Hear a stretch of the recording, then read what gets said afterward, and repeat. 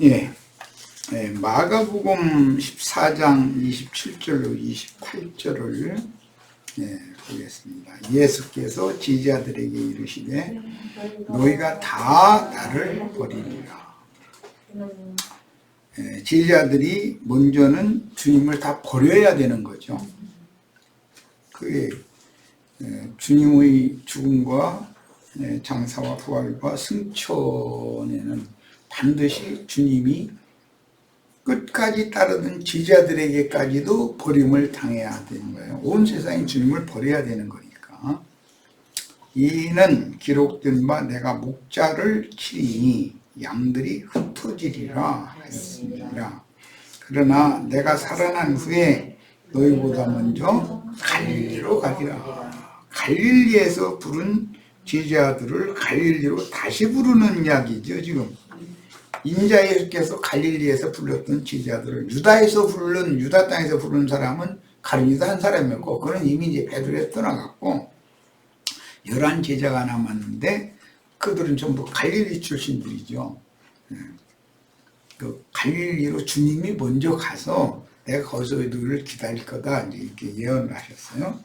자, 예수님께 이 말씀이 응했던 것과 같이 교회 시대를 종결하는 주님의 증인들에게도 동일하게 응하는 것이니, 증인들의 죽음은 양육받던 양들이 대적자들을 두려워하여 흩어질 때가 되었다는 뜻입니다.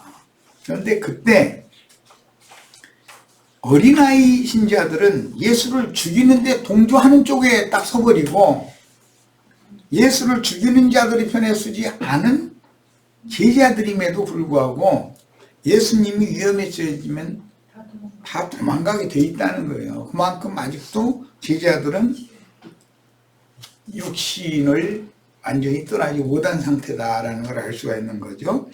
그들이 다시 갈릴리의 한 산으로 도망해서 모임을 갖게 되면 큰 환란이 세속교계와 온 지구상에 지나갈 것이며, 그 후에는 시대가 바뀐 것이고, 즉 제자들을 다시 보내서 증인으로서 시작하면 한 시대가 이제 율법과 선지자의 때에 끝나고 은혜의 교회 시대가 이제 시작이 된다 이런 말이에요. 그런 것처럼 교회 시대가 끝나고 예언된 새 세상, 주와 그 그리스도의 나라가 시작되는 것도 당연히 이런 과정은 거치게 마련이다.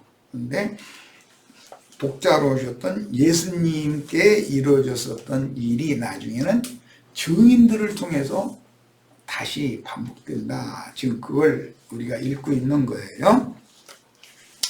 자, 계시록 11장 11절에 3일 반 후에 하나님께로부터 생기가 저희 속에 들어가네. 저희가 발로 일어서니 구경하는 자들이 크게 두려워하더라. 구경하는 자들은 원수의 편에 있는 저희 주님을 죽였고 증인들을 죽인 큰 성의 기득권자들이 하라는 대로 그냥 지금 따라하는 자들인 거죠. 그들이 증인들의 죽은 시체를 구경했다는 거예요.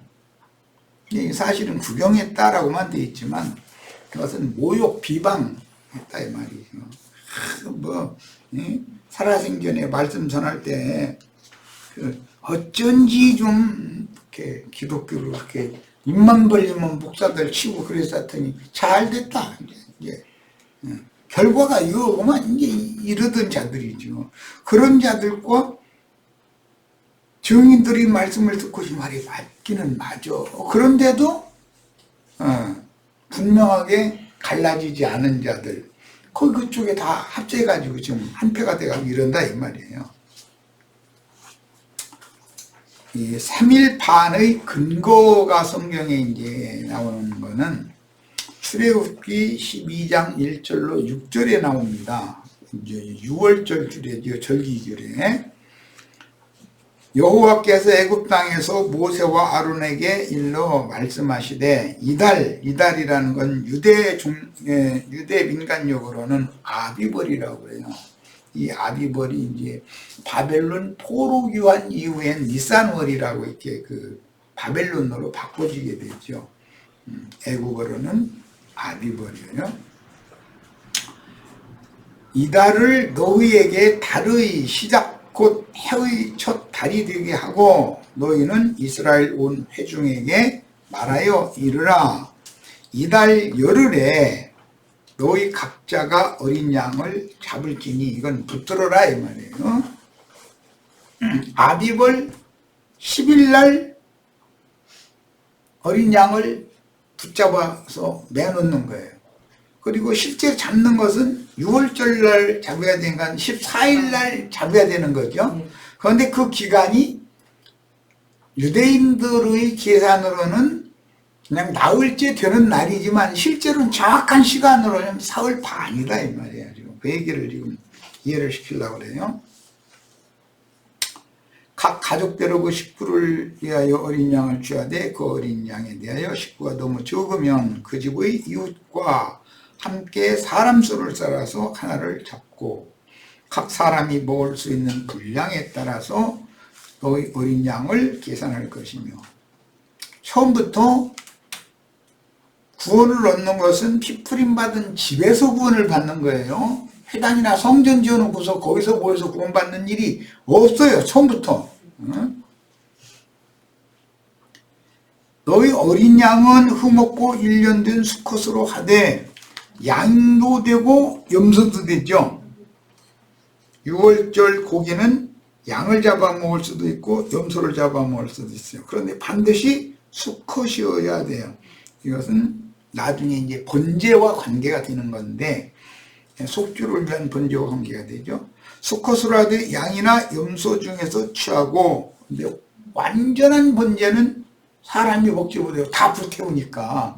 그러나 속죄를 위한 번제물은 속죄 제물로 드려진 이 제물은 구워서 먹거나 불고기에서 먹는 거예요. 구워서 먹으면 완전히 불사르는 건 아니고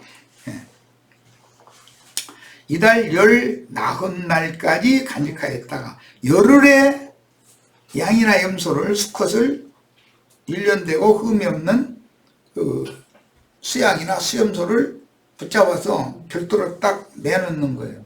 그런데 왜 나흘이 되어서야 잡는가? 동서남북 사방 양의 앞면도 보고 이쪽 면도 보고 이쪽 면도 보고 뒷면도 보고 다 살펴보는 거예요. 사방에서 해가지고 이것은 흠이 없다, 점도 없다. 그때 6월절 양으로 잡을 수가 있는 거예요. 이 기간이 사흘 반이었다 정확하게 그 말이에요. 6월절 즉 무교절의 속주를 위한 수양이나 수염소를 애굽에서는 아비벌 포로 귀환 후로는 니산월 10일 낮에 선별하여 14일 해지기 직전에 잡아서 제물의 피를 바른 집안에서 먹어야 했으므로 제물이 흠이나 점이 없는지를 조사하는 기간은 사흘 반이 소요되었던 것이다. 이 말씀을 예수님이 이 생에 오셔서 6월절 양으로 잡혀 죽기 위하여 한 주간 전에 7일 전에 베다니에 오셨죠. 했는데 사흘 반 동안을 바리새파, 사두개파, 헤롯당 등등 말쟁이들 앞에서 시험당하는 기간이 있었잖아요. 그런데 그 기간 동안에 뭐 호산나 다윗의 자손이여 찬양하는 사람들한테 영광도 받았고 뭐 여러 가지 사건이 지나갔어요. 그런데 실제로 그 사람들이 전체가 나중에 유대교 공회의 편에 서가지고 빌라도와 함께 합세해가지고 십자가에 못 박는데 동조를 하게 됐죠. 그런데 사흘 반 동안을 이렇게 검사를 받은 후에 예수를 죽여야 되는 거는 그분은 세상 죄를 지고 갈 하나님의 어린 양으로서 자격을 검증하느라고 바리새파, 사두개파, 헤롯당파, 유대 종교의 그 공회에서 파송한 자들에 의해서 검증을 받았던 거예요. 검증. 그건 통과가 됐으니까 죽이는 거죠. 이런 이치를 이해하셔야 돼요. 그 다음에 이제 생기가 그 속에 들어갔다 이랬는데, 이 생기라는 용어는 13장에도 한번 나와요. 13장 15절에도 나오죠. 지난번에 그 말씀 나눴었죠. 네. 짐승의 우상에게 생기를 준다는 거예요. 그런데 그 생기가 다르다. 위로부터 증인들에게 들어오는 생기는 영적 생기인 것이고, 계시록 13장에서 짐승 우상들에게 주는 생기라는 것은 육적 생기이기 때문에 그것은 생기라는 용어는 같은데 의미는 전혀 다른 거다 이게요. 자, 그래서 이 조회라는 용어와 푸뉴마라는 용어가 합성된 용어가 우리 번역에 지금 생기라고 번역이 됐고, 13장 15절에 나오는 그 생기는 그냥 단순히 푸뉴마이기 때문에 거기 조회라고 하는 용어가 합성된 단어가 아니에요. 그게 완전히 혼적인 사람입니다. 혼적인 생기다 이거예요. 그래서 이 혼적 생기를 받은 사람들과 영적 생기를 받은 사람들이 죽이는 자냐 살리는 자냐를 결정하게 된다는 거예요. 유대교 랍비들이 성경 지식이 없는 게 아니에요. 어마어마한 사람들이죠.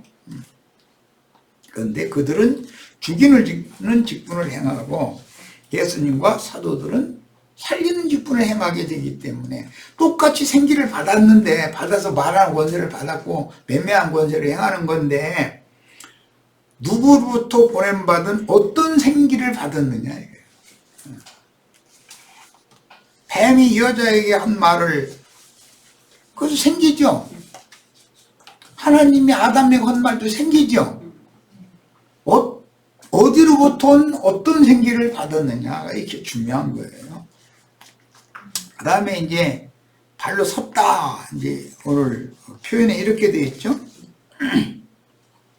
발로 일어서니 구경하는 자들이 크게 두려워했다. 엊그제도 내가 잠깐 언급을 했지만 발로 서다, 이 말은 죽임당한 증인들이 발로 일어서는 것은 계시록 10장 1절로 3절에서 힘센 천사가 한 발은 바다를 밟고 한 발은 땅을 밟고 서서 큰 소리로 외친 것과 같이 증인들이 천사와 동등이 되어 육체는 죽였죠. 죽임당했죠. 그런데 영으로는 지금 살아나는 것을 말하는 거예요. 그런데 발로 서는 거예요. 살아났다는 증표는 발로 한 발은 바다를, 한 발은 땅을 밟을 수 있어야 된다. 즉 발등상을 삼아야 된다. 세상과 세상 교회라고 하는 것은 완전히 초월하고 발등상 삼아야 된다. 이것이 온전한 사람이다. 자, 이렇게까지 되면 사람들한테는 너무 적당하게 믿어야 되는데 너무 폭 빠졌더만 뭐 이런 소리가 꽤 마련이고, 자기네들의 생각과는 맞출래야 맞출 수가 없으니까 하는 말이잖아요 지금. 왜 그러느냐, 완전히 주님의 편에 서서 세상을 정죄하고 하나님의 의를 선포를 해야 되는 사명이기 때문에 당연히 세상을, 바다를 발밑에 두고 바다 위로 쩌벅쩌벅 걸어 다닐 수 있어야 된다는 거예요. 자, 이런 말은 바다 위로 사람이 어떻게 걸어가냐고. 아니, 육신의 몸으로 한강다리 지나가지 말 밑으로 걸어가라면 다 빠져 죽지, 안 빠져 죽을 사람은 어디가 있어요. 지금 그 말이겠냔 말이야. 창세기 시작에서부터 천지를 창조하셨는데 땅에서 반역이 일어나니까 땅을 심판하다 보니까 땅이 공허하고 혼돈하며 흑암이 깊은 위에 있게 되었고, 하나님의 신은 그 땅을 물로 덮어놓고 나서 수면에 물 위에 운행을 하셨다 그랬어요. 예수님이 이 말씀을 이루기 위해 갈릴리 바다 위로 걸었던 거잖아요. 밤바다를. 그리고 베드로 보고 너도 걸어와라 그랬더니 베드로가 몇 발짝은 걸어갔다는 거예요. 그런데 우리는 몇 발짝만 걷지 말고 이 증인들처럼 완전히 천사와 동등이 되어져 가지고 원수의 땅을 발밑에 딱 정복해야 된다. 발등상사하면 된다. 그래야 창세기 1장에서부터 성경에 계속 말씀하는 함 땅과 가나안 땅을 가서 발로 밟아서 정복을 해야 이기는 자로서 그리스도로 더불어 제사장이 되어 그 천년의 자리까지 다스릴 수 있게, 왕도로 살 수 있게 되는 얘기다. 창세기 시작 말씀이 어떤 과정을 거쳐서 오늘 어떻게 이루어지는지를 살펴야 된다.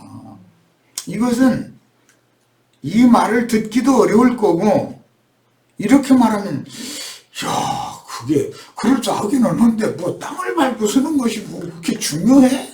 이럴 거예요. 예. 땅에 거하는 자들의 그 정신세계를 완전히 발밑에 두셔야 돼요. 그래야 이기는 자가 되는 거예요. 그래야 새하늘과 새 땅을 유업으로 받기 때문에 지금 하는 말이에요. 저주받은 땅과 저주가 가득한 처음 하늘을 완전히 초월하지 못하는 사람이면 어떻게 새하늘과 새 땅에 하나님의 영광 앞에 어떻게 올라가겠어요.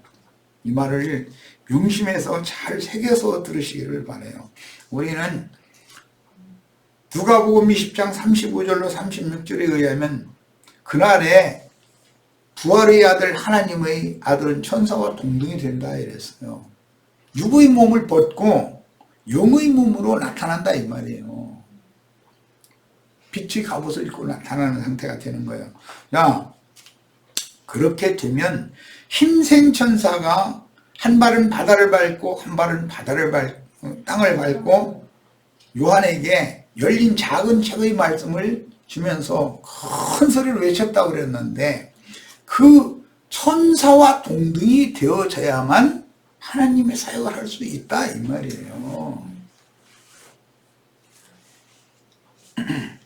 그래서 두 증인이 죽고 나면은 여자의 남은 자손들을 위해서 뱀의 낯을 피하여 1260일 동안, 두 증인이 1260일 동안 예언하고 죽었고 떠났고 여자의 남은 자손들을 위하여 또 양육하는 사명자들이 대를 잇게 된다. 그래야 7년이란 마지막 한 일에 7년이라고 하는 것, 잔치기간에 7일이라고 하는 이 성경 예언이 완성이 되는 거다 말이야.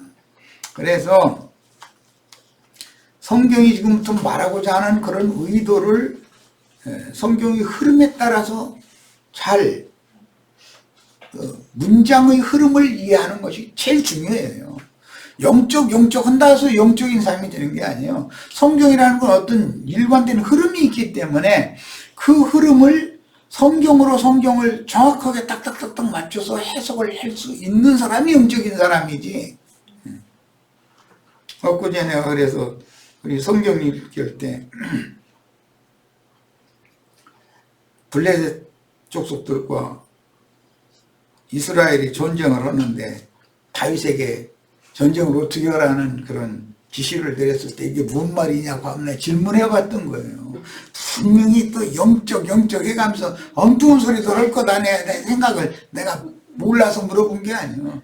그 문장 자체를 정확하게 파악해라 이 말이에요. 문장 자체를. 그 정확한 파악이 된 말을 하는 것이 영적인 사람이다 이거예요.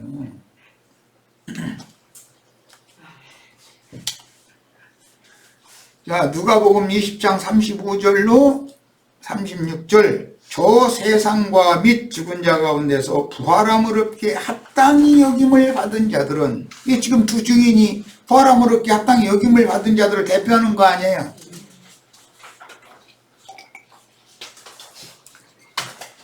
장가가고 시집가는 일이 없으며 그들은 다시 죽을 수도 없나니 그냥 한 번은 죽은 거죠.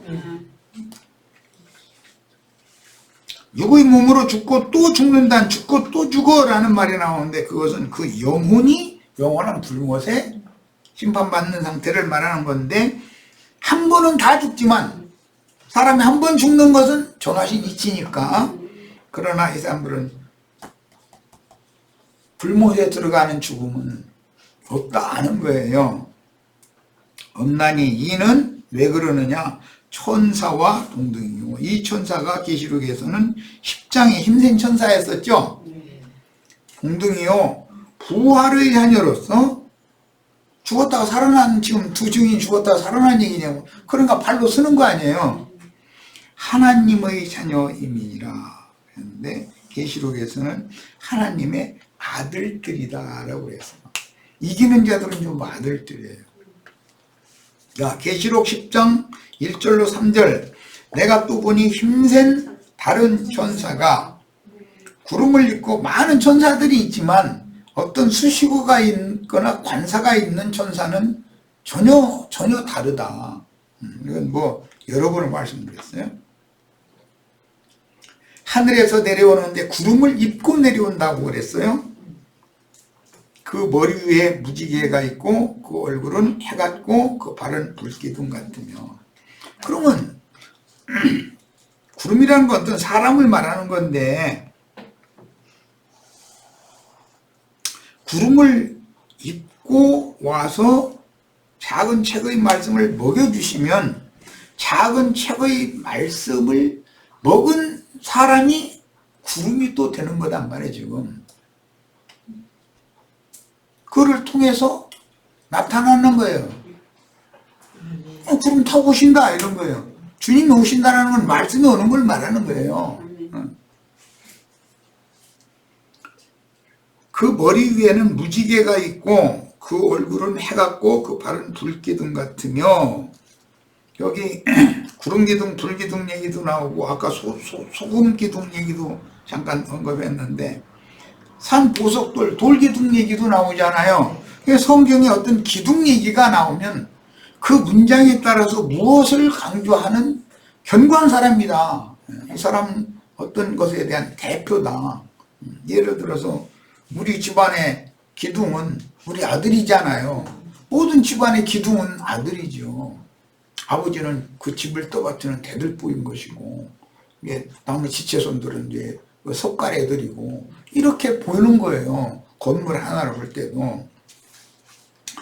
그 손에는 펴놓인 작은 두루마리를 들고, 열린 책이죠. 그러니까 펴놓인 책이니까 그 오른발은 바다를 밟고 왼발은 땅을 밟고, 천사와 동등이 되면 증인들이 발로 서려면 이렇게 돼야 된다 이 말이에요. 오른발은 바다를, 왼발은 땅을 밟고 사자가 부르짖는 것 같이 큰 소리로 외치니 그가 외칠 때 7 우레가 그 소리를 내어서 말하더라 그랬어요. 여기에서 창세기 시작에서부터 땅을 정복하고 지배하라 다스려라 라는 말씀이 성경 전권에 어떻게 흘러가는지를 다 파악한 다음에 계시록 이 말씀을 영감으로 해석을 해야 된다. 아브라함과 그 자손에게는 젖과 꿀이 흐르는 가나안 땅을 가서 정복하라고 했잖아요. 발로. 애굽에서는 출애굽을 해야 돼요. 애굽은 세상을 상징하기 때문에 바다예요. 바다를 밟아야 돼요. 그리고 땅을, 가나안 땅을, 저주받은 땅을 밟아서 정복해야 돼요. 그래야 다스리는 자가 될 수 있어요. 그리스도로도 제사장이에요. 이게 성경이 말하는 궁극적인 의미다. 죽임당한 두 증인이 큰 손길에서, 그 원수의 땅이잖아요. 땅에 거하는 자들이 서로 막 예물 주고받고 그랬다고 그랬는데, 지금 이 원수의 땅에 있는 성이라는 게 뭔가.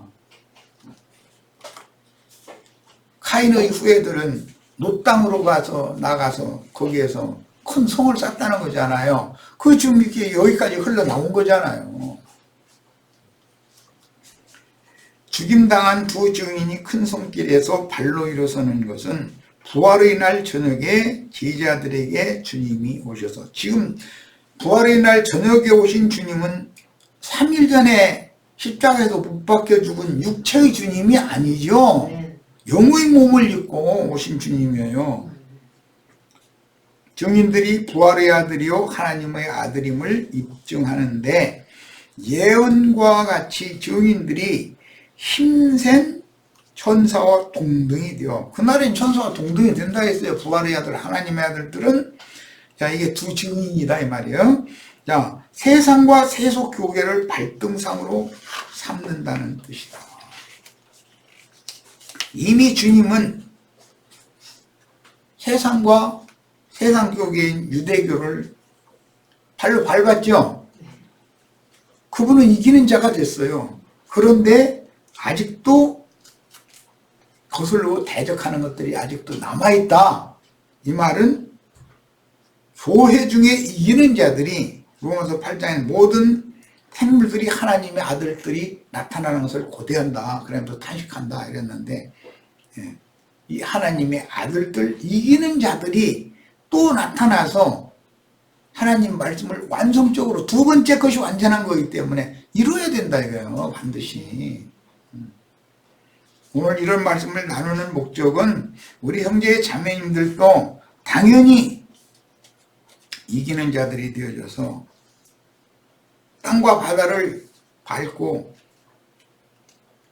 바다에 거하는 자들, 땅에 거하는 자들 다 발밑에 두고 바다를 걸을 수 있어야 되고, 원수들의 미리 진치고 있는 가나안 땅도 다 발로 정복하고 그 땅에 신의 도성을 세우고 영광의 하나님 앞에 나가서 참된 경배를 함으로 하나님의 영원한 뜻이 형제 자매님들을 통해서 반드시 이루어지라고 얘기를 하는 거예요.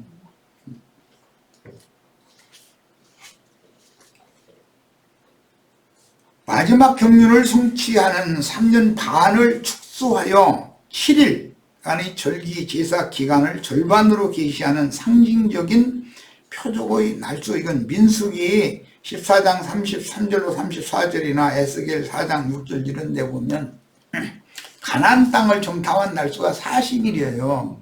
그런데 그 40일을 하루를 1년으로 환산을 해가지고 40년을 쳐서 광야를 맴돌아야 된다 라고 말씀하신 것을 지금 여기서 다시 인용을 하는 거예요. 그래서 7일은 사실은 7년에 대한 압축의수단 말이에요. 3일 반이라는 건 3년 반에 대한 압축의수단 말이에요. 그러니까 성경이 말하는 의도를 잘 이해를 하시기를 바라요. 아담 세계의 구속사를 기록한 성경의 중요한 전환점이 되는 인물들과 시기는 아벨로부터 노아까지 1000년, 셈부터 데라까지 1000년, 아브라함부터 사울까지 1000년, 다윗부터 침례 요한까지 1000년, 예수 그리스도로부터 두 증인들까지가 2000년이에요. 그리고 인마진 이스라엘 12지파의 회고로부터 시작해서 그 1000년이 차기까지가 1000년이에요. 그럼 도합 7000년이다. 7000년. 자, 그러면 이것은 하루를 1000년으로 환산한 것이 창세기 1장에는 7일로 되어 있는데, 이것이 하나님께는 하루를 1000년같이 여기는 년도 있다. 이래요. 하루를 1년으로 보는 경우도 있지만 하루를 1000년으로 보는 말씀도 있다. 이런 것을 다 보면 이게 7일이냐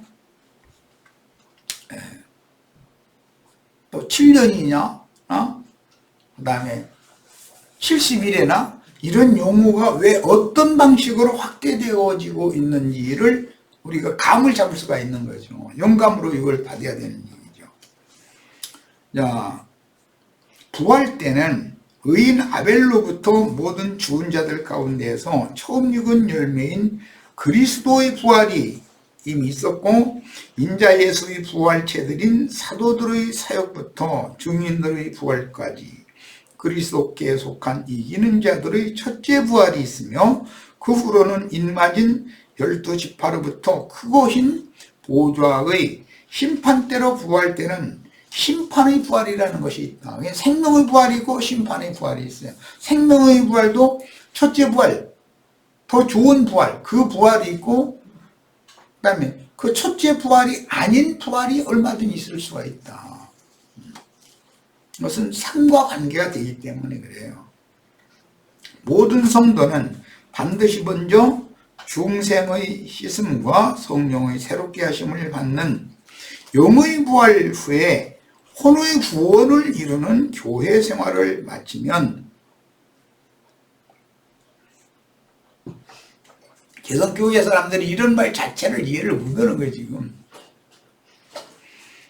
천부낙원의 예수 안에서 자다가 첫째 부활로 일어나서 영의 몸을 입고 영광 중에 나타나 그 천년의 사이까지 그리스도로 더불어 제사장이 되어 왕 노릇을 하는 자가 되어야 되는 거예요. 이게 두 증인이 표적으로 오늘 우리에게 지금 주시는 말씀이다. 그러나 그 천년이 차기까지는 다시 살아나지 못하는 사람들이라고 그랬는데, 사실은 이제 그 문자되는 혼들이라는 뜻이죠. 혼들이 대부분이며 크고 흰 보좌의 심판대로 마지막 부활에 참여하여 영세의 아버지 왕국 백성들이 되거나 둘째 사망 곧 불못의 심판을 받아서 영원한 멸망의 형벌을 받을 수가 있다. 교회 생활을 열심히 했는데 그럴 수 있다는 거예요. 야, 죽고 또 죽어라는 말을 아까 서두에 잠깐 소개를 했는데 유다서에 나오는 용어예요. 몰지각한 목자들, 자기 몸만 기르는 목자들은 그냥 한 번만 죽은 자들이 아니에요. 두 번 죽는 거예요. 죽고 또 죽은 자들이에요. 그들에게 계속 붙어 있으면은 같이 배나도 지옥 자식들이 되겠다 이거예요. 일단 세상 사람은 이미 저주 아래에 떨어져 있는 거예요. 그런데 세속 교계에서 즉 원수의 성에서 들어붙어 가지고 떠나지 못한다. 사람들은 결과적으로 죽으면 그 다음에 죽음이 또 온다 이거예요. 심판대의 죽음이. 그 두 번째 죽음이라는 영원한 불못이기 때문에 죽고 또 죽는다는 말, 배나도 지옥 자식이 된다는 말, 아담이 저주를 받았는데 가인은 배나 저주를 받았죠. 오늘 말씀을 하고 있는 말씀의 근거가 되는 함이 저주의 자식이에요. 그런데 가나안은 저주를 배나도 받아버렸잖아요.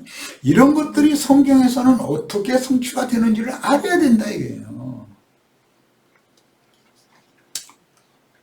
야, 죽임을 당하여 사흘 반이나 지난 증인들의 시체가 사실은 나흘째 된 거죠. 나사로가 나흘째 됐잖아요. 죽음 당하니까. 썩은 내가 났다 했어요. 사흘 반이나 지난 증인들의 시체가 큰 손길에서 일어나는 것이 무엇을 의미하는지를 뒤늦게 영감으로 깨닫고 자신들이 죽인 증인들이 하나님의 생명 능력과 권세로 저주가 임한 세상과 세상 교계를 발등상으로 삼은 신령체로 영광 중에 나타나는 생명의 부활을 보고 이게 깨달아지면 깜짝 놀라는 거야. 그게 큰 지진이 난다 이제 이랬어요. 그 깨달아진 사람은 두려워해가면서 하늘이 하나님께 영광을 돌리게 된다. 이런 사람들은 여자의 남은 자손이 된다. 오른편 양들이 된다. 새 세상에서. 이 말이에요 지금. 대언의 영으로 역사하시는 진리와 생명의 성령이 두 증인의 부활을 위한 생기는 후 3년 반이라고 흔히 말하는 여자의 남은 자손들을 양육하는 증인들의 그 사역기간도 1260일이잖아요. 똑같은. 자, 후 3년 반의 시작을 알리는 마지막 나팔이 부러진다. 그 당시 세상에 살아남을 성도들 곧 여자의 남은 자손들에게 전파된 증인들의 영원한 복음이 믿어지고 깨달아져서 분명히 알게 되는 동기가 되는 것이다. 두 증인이 죽임당한 지 사흘 반이 된 후에 그 발로 원수의 땅, 원수의 성에서 일어났다. 일어섰다. 이 말이 깨달아지면은 지진이 안 일어나면 이상한 사람인 거죠. 큰 지진이 나는 거예요. 이러므로 때가 늦었지만 두 번째 회개할 기회를 얻어서 하늘의 하나님께 영광을 돌리며 창세부터 준비하신 그리스도의 왕국을 상속받아 새 세상에서 광야 교회로 모이는 오른편 양무리가 되어 어린 양의 새 장막에 들어갑니다. 이제 계시록 7장 이야기예요. 인마진 12지파를 중심으로 해서 14만 4천을 다시 채우기 시작한다 이 말이에요. 이제 근데 여자의 남은 자손들이라는 오는 새 세상의 그루터기가 되는 것이죠. 그들은 전 세상도 이미 다 살아봤고 증인들이 말씀도 다 들어본 적 있는 사람들이다. 세장막에 들어가서 신앙생활을 새로 시작하는데 이들이 해를 입은 여자의 남은 자손들이다. 계시록 7장에 나오고 12장에 그 여자의 남은 자손들을 위해서 뱀의 낯을 피하여 1260일 동안 양육할 처소를 저희 주께서 예비를 해놓으셨다 그랬어요. 그게 도피성율법의 실현이죠. 그들을 위한 교회가 또 암암리에 또 숨겨져 있다 이 말이에요. 이런 이치는 뭐 저희 주께서 예비한 처소라는 건 뭐 사람의 손으로 지은 그런 성전 건물이나 예배당 건물이 아닌 것은 뭐 말할 것도 없죠.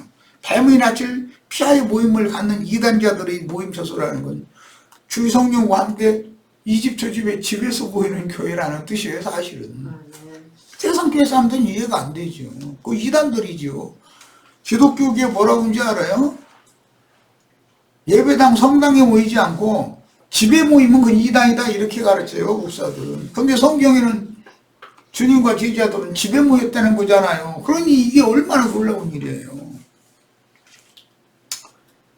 이런 이치는 마치 예수님의 부활 후에 생명을 얻은 사도들이 오순절에 능력의 영으로 덧입혀 주시면 증인들의 외침을 듣고 자신들이 예수를 죽이도록 동조했던 사실을 인정하고 돌이킴으로, 그러니까 군중심리에 따라서 괜히 그 뭐 증인들을 죽여야 됩니다라고 꼭 그렇게 한 것도 아닌데도 앞장서서 막 외치는 사람 뒤따라가면서 그냥 죽이시오 이게 희망이 없이 이러고 다니던 사람들이 하나님께서 그들을 불쌍히 여겨가지고 눈을 탁 열어주시면 이게 보인다는 거예요. 얼마나 놀라워요. 그러면 그들이 깜짝 놀래가지고 하늘의 하나님을 두려워하면서 하늘의 하나님께 영광을 돌리게 된다는 거잖아요. 회개하고 돌이킨 사람들이잖아요. 예수를 죽인 로마 군병들이 예수 시체 지키고 있었었는데 부활 후에 모든 뒷일을 보면서 그 큰 지진이 난 것과 뒷일을 보면서 그는 진실로 하나님의 아들이었도다라고 회개하고 영광을 하나님께 돌려가지고 구원 얻는 얘기가 보험서에 이미 나왔잖아요. 자, 이처럼 예언된 심판이 지난 후에 늦게 깨달아서 하나님께 영광을 돌리며 회개함으로 두 번째로 받으심이 되어 오는 세상의 그루터기들이 될 신자들은 인맞은 12지파에 속한 14만 4천을 거기서부터 이제 채우기 시작하는 거죠. 그런데 7천이라고 돼 있죠. 죽었다 그랬는데 7천은 남은 자를 말하는 거예요. 남은 자 7천은 이 사람들이 1000년이 지나고 나면 14만 4천이 딱 채워진단 말이에요. 교회 시대의 시작에서는 120명이 시작해가지고 수를 헤아릴 수 없이 많은 이방인의 충만한 수를 채우게 됐던 거잖아요. 이제 집합 구분이 없는 14만 4천을 채웠었던 것이죠. 이런 것이 또 한 번 역사상에 이루어진다 이 말이에요.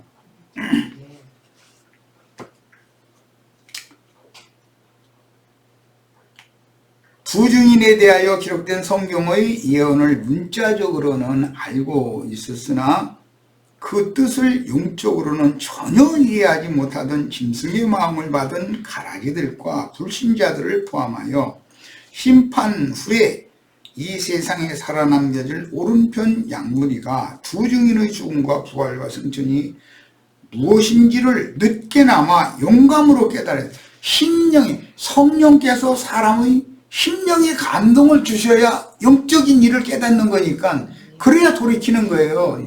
그래서 통해하는 영은 위로부터 부어주셔야 되는 거예요. 영적 깨달음이 없으면 해결할 수가 없는 거죠.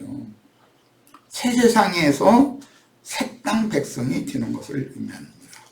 그러므로 여전히 강팍한 왼편 마곡 백성들인 염소무리가 끝내 회개하지 않고 오는 새 세상에 살아남아서 12지파의 제사장 나라 사역을 끝내 배척하다가 죽는다면 그 영혼은 영원한 불에 들어가는 심판의 부활로 일어나서 벌거 벗겨진 상태로 뜨거운 꺼지지 않은 불 속에 던져진다는 거예요. 우리는 이 생에 살아있는 동안에 그리스도로 위로부터 오른쪽으로 완전히 덧입혀지셔야 돼요. 속옷과 겉옷을 완전히 다 정지해서 입혀져야 되겠어요. 그럴지라도 누구는 이 생에 살아있는 한 인침을 받은 12지파 하나님의 종들을 통해서 영원한 복음을 듣고 양무리의 광약교회로 가입되어 목양받는 그 천년교의 그루터기가 되어 12지파의 14만 4천을 채우는 그 천년이 차면 그들은 교회 시대의 끝에 이기는 자로 들림받은 자들이 아니면은 결국은 영생의 백성밖에는 못 되는 거다. 두 증인은 왜 그런지는 오는 그 천년이 살 때까지는 미혹의 영인 마귀가 무저갱에 갇혀있기 때문에 활동을 않기 때문에 진리의 영과 미혹의 영이 동시에 역사하지 않는다는 거예요. 개인적인 생명의 체험으로도 육체의 소욕과 성령의 소욕이 양쪽에서 싸움을 할 필요가 없는 거예요. 그냥 말씀하라는 대로 하면 되는 거예요. 단순하게.